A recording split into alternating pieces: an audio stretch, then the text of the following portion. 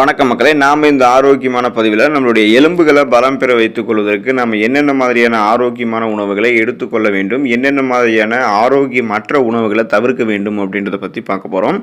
நாம் அமர்ந்திருக்கும் பொழுது நமக்கு மூட்டு வலி ஏற்படுது அப்படின்னாலும் நமக்கு எலும்பு சார்ந்த பிரச்சனைகள் இருக்குது அப்படின்றது அர்த்தம். நாம் அமர்ந்திருக்கும் பொழுது நீண்ட நேரம் நடந்ததுக்கப்புறம், காலையில் எழுந்திருக்கும் பொழுது நீண்ட நேரம் வேலை செஞ்சதுக்கப்புறம் மூட்டுகளில் அல்லது எலும்பு பிரதானமாக இருக்கக்கூடிய பகுதிகளில் குத்துவது போன்ற முதுகு வலி, தோள்பட்டை வலி, இடுப்பு பகுதிகளில் இந்த மாதிரியெல்லாம் அடிக்கடி வலி இருக்குது அப்படின்னா எலும்புகள் நமக்கு வீக்காக இருக்குன்றதை நம்ம கன்ஃபார்ம் பண்ணிக்கலாம். எலும்புகள் தான் நம்முடைய உடல் ஒரு வடிவமைப்பில் இருக்கணும்னு சொல்லக்கூடிய அந்த ஸ்ட்ரக்சரை வழங்குது. ஸோ இப்படிப்பட்ட எலும்புகள் பலவீனமாகும் போது நமக்கு காயங்கள் ஆறுவதற்கு தாமதமாகும். அடிக்கடி எலும்புகள் உடையக்கூடிய சாத்தியம் ஏற்படும். பலவீனமான எலும்புகள் நம்முடைய பேலன்ஸ் தடுமாற செய்யும். அதனால் எலும்புகளை உறுதியாக வைத்துக் கொள்வதற்கு ஆரோக்கியமான உணவுகளை எடுத்துக்கொள்ள வேண்டியது அவசியம். ஸோ அப்போ ஆரோக்கியமான உணவுகளை பற்றி தெரிஞ்சுக்குவோம். அதை பற்றி பார்க்குறதுக்கு முன்னாடி வீடியோக்கு ஒரு லைக் கொடுத்துட்டு தகவலை உங்களுக்கு தெரிஞ்சவங்களுக்கும் ஷேர் பண்ணிடுங்க. இது அவங்களுக்கும் யூஸ்ஃபுல்லாக இருக்கும். இது போல் அப்டேட்ஸ்களை தொடர்ந்து பார்க்குறதுக்கு நம்மளுடைய ஹெல்த் நியூஸ் தமிழ் சேனலை மறக்காமல் சப்ஸ்கிரைப் பண்ணி பக்கத்தில் இருக்கக்கூடிய பெல் பட்டனையும் கிளிக் பண்ணி ஆல் அப்படின்ற ஆப்ஷனையும் செட் பண்ணி வச்சுக்கிட்டீங்க அப்படின்னா நான் போடக்கூடிய எல்லா அப்டேட்ஸும் உங்களுக்கு நோட்டிஃபிகேஷனோட அடிக்கடி சேரும். சரி, வாங்க மக்களே, இப்போ வீடியோக்குள்ளே போயிடலாம். கீரை வகைகளை நம்ம எலும்புகள் பலம் பெறுவதற்கு எடுத்துக்கொள்ளலாம். எலும்புகள் உறுதியாகவும் ஆரோக்கியமாகவும் இருப்பதற்கு உதவக்கூடிய ஊட்டச்சத்து கால்சியம். அதனுடன் இணை ஊட்டச்சத்துக்களாக மெக்னீசியம் மற்றும் பொட்டாசியம் ஆகிய 2 மினரல்ஸ்களுமே எலும்புகளினுடைய அடர்த்திக்கும் ஆரோக்கியத்திற்கும் உதவிகரமாக இருக்கும். மேலும் பல உணவுகளில் இல்லாத விட்டமின் கே மற்றும் ஃபோலேட் ஆகிய 2 சத்துக்களுமே எலும்புக்கு ரொம்ப ரொம்ப அவசியம். இந்த அனைத்து சத்துக்களுமே கிரீன் வெஜிடபிள்ஸ் என்று சொல்லக்கூடிய பச்சை நிற காய்கறிகள் மற்றும் கீரைகளில் அதிக அளவில் இருக்கு. அது மட்டும் இல்லாமல் இந்த பச்சை இலை காய்கறிகள் அல்கலைன் தன்மை கொண்டிருக்கிறதால உடலில் இருக்கக்கூடிய pH அளவையும் சரி செய்து நம்மளுடைய எலும்பு அடர்த்தியை சரியான அளவில் பாதுகாக்கிறதுக்கு உதவிகரமாக இருக்கும். அதனால தொடர்ந்து சுழற்சி அடிப்படையில் நம்ம காய்கறிகளை எடுத்துக்கொள்ளலாம்.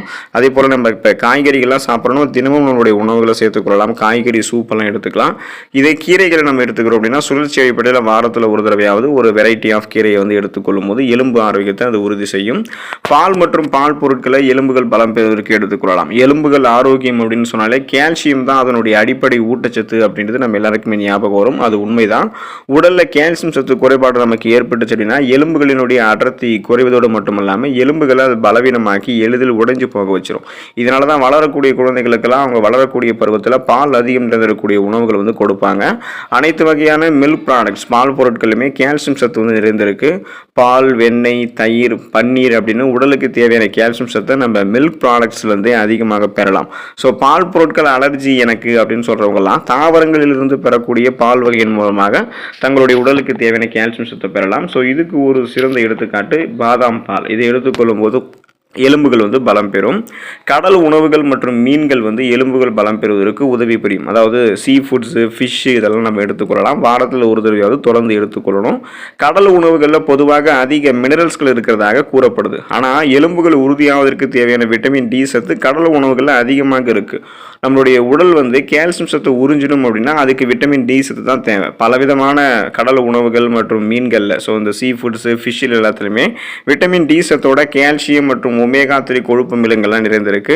இது எலும்பினுடைய அடர்த்தியை அதிகரித்து வயதாகக்கூடிய காலத்தில் ஆஸ்டியோபோரோசிஸ், எலும்பு மெலிவு நோய், மூட்டு வலி, எலும்புருக்கி, முடக்குவாதம் உள்ளிட்ட பலவிதமான எலும்பு சார்ந்த குறைபாடுகளை தவிர்க்கிறதுக்கு ஹெல்ப் பண்ணும். சைவ உணவு சாப்பிட்றவங்கலாம் இயற்கையாகவே விட்டமின் டி சத்தை சூரிய ஒளியின் மூலமாக நம்ம பெற முடியும். ஸோ நம்ம ஒரு சின்னதாக ஒரு வாக்கிங் போயிட்டு வந்தோம் சூரிய ஒளியில் அப்படின்னாலே விட்டமின் டி சத்து நம்மளுடைய தோல் மூலமாக எலும்புகளுக்கு கிடைக்க ஆரம்பிக்கும். விதைகள் மற்றும் நட்ஸை நம்ம எலும்புகள் பலம் பெறுவதற்கு எடுத்துக்கொள்ளலாம். கால்சியம் தவிர புரோட்டீன் என்று சொல்லக்கூடிய புரதம் மற்றும் வேறு சில மினரல்ஸ்களுமே எலும்புகளினுடைய ஆரோக்கியத்திற்கு தேவை. Magnesium, zinc, vitamin E, folate ஆகிய அனைத்து மினரல்ஸ்களுமே விதைகள் மற்றும் நட்ஸில் நிறைந்திருக்கு. பாதாம் பருப்பு, பிஸ்தா பருப்பு, முந்திரி பருப்பு, அக்ரூட் பருப்பு, இது மாதிரி நிறைய அக்ரூட் பருப்பு போன்ற இந்த மாதிரி, அதாவது அக்ரூட் பருப்புனா வால்நட்ஸ்னு சொல்லுவோம். ஸோ இந்த மாதிரி பருப்பு வகைகள் இருக்குது.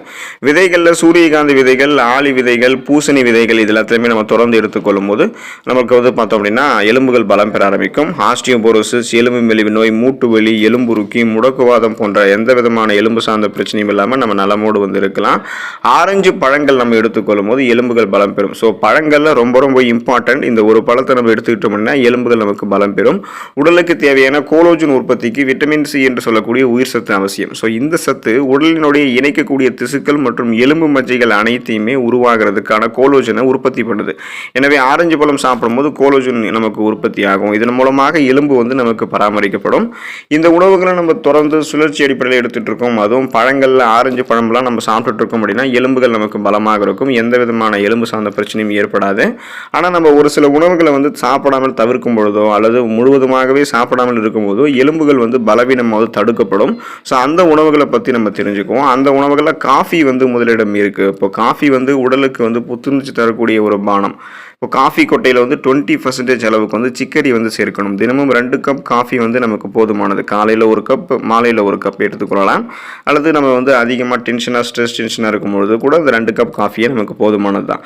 ஸோ இந்த காஃபியினுடைய அளவு நமக்கு இருக்கும்போது எந்த பிரச்சனையும் கிடையாது. இந்த அளவு வந்து உங்களுக்கு அதிகமாச்சு அப்படின்னா கால்சியம், இரும்பு, துத்தநாகம் சத்தெல்லாம் உடலில் சேர விடாமல் காஃபி தடுத்துரும். அதனால் எலும்புகள் வலுவிழக்கிறதுல காஃபி முக்கியமான ஒரு பானமாக கருதப்படுறதால அதை அளவோடு நம்ம எடுத்துக்கணும். உப்பு அளவோடு நம்ம சாப்பிட்றது அவசியம். நாளொன்றுக்கு ஒவ்வொரு மனிதனுக்குமே தேவை 2.3 மில்லிகிராம் அளவு மட்டும்தான் உப்பு.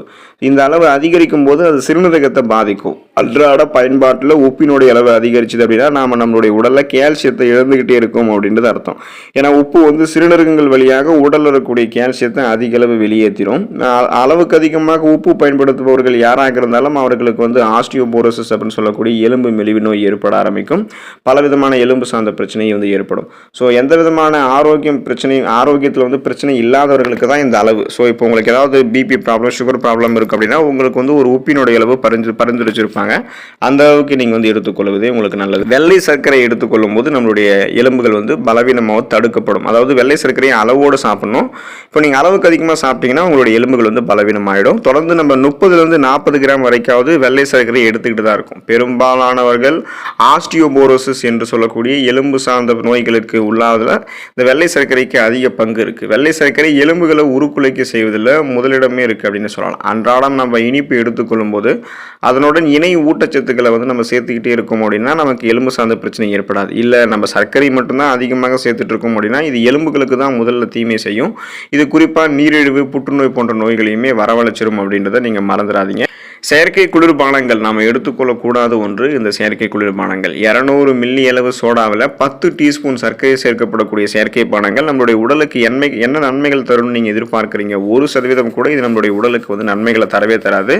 இந்த குளிர்பானங்கள் இருக்கக்கூடிய பாஸ்பாரிக் அமிலம் உடலில் கால்சியம் உறிஞ்சுவதை தடை பண்ணும். எலும்பு ஆட்டத்தையே குறைக்கும். எலும்புகளை மென்மையாக்கி ஈஸியாக எலும்புகளை வந்து முடிவுக்கு வந்து கொண்டு போயிடும். எலும்பினுடைய ஆரோக்கியத்திற்கு ஆப்போசிட்டாக வந்து செயல்படுது இந்த செயற்கை குளிர்பானங்கள் அப்படின்ற ஆய்வுகளை நிரூபிச்சிருக்காங்க. அதனால செயற்கை குளிர்பானங்களை நீங்கள் எடுத்துக்கொள்ளாமல் இருக்கிறது நல்லது தான்.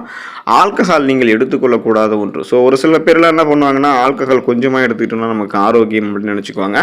நீங்கள் ஆல்கஹாலை எடுத்துக்கொள்ளவே கூடாது. குறிப்பாக வந்து ஆல்கஹாலை தவிர்த்து விடுவது நல்லது. நீங்கள் ஆல்கஹாலை எடுத்துக்கொள்ளும் போது அது உங்களுடைய உடலில் யூரிக் அமிலத்தை அதிகரிச்சிடும். இது உங்களுடைய உடலில் மூட்டுகள் இருக்கக்கூடிய இடங்களில் தங்கி வலியை உண்டாக்கும். ஆல்கஹால் அருந்துபவர்களினுடைய எலும்பு ஆட்டத்தை வந்து குறைந்து விடுவதும் வலுவான எலும்பை மென்மையாக்க செஞ்சு எலும்பு முறிவுக்கு வந்து கொண்டு போய் விட்டுரும் அப்படின்றத மருத்துவ நிபுணர்கள் குறிப்பிடுறாங்க. அதனால் ஆல்கஹாலை எடுத்துக்கொள்ளாமல் இருங்க. அப்போ தான் உங்களுடைய எலும்புகள் வலுவாக இருக்கும். ஸோ முன்னாடி சொல்லக்கூடிய அந்த ஆரோக்கியமான உணவுகளை சாப்பிட்டு எலும்புகளை பலப்படுத்தி கொள்ளுங்க. அடுத்து சொல்லக்கூடிய இந்த தவிர்க்க வேண்டிய உணவுகளை தவிர்த்து அல்லது சாப்பிடாமல் இருந்து எலும்புகளை இன்னும் பலமாக வைத்துக் கொள்ளுங்க. அடுத்த பதிவில் மறக்காமல் சந்திப்போம். நன்றி மக்களே.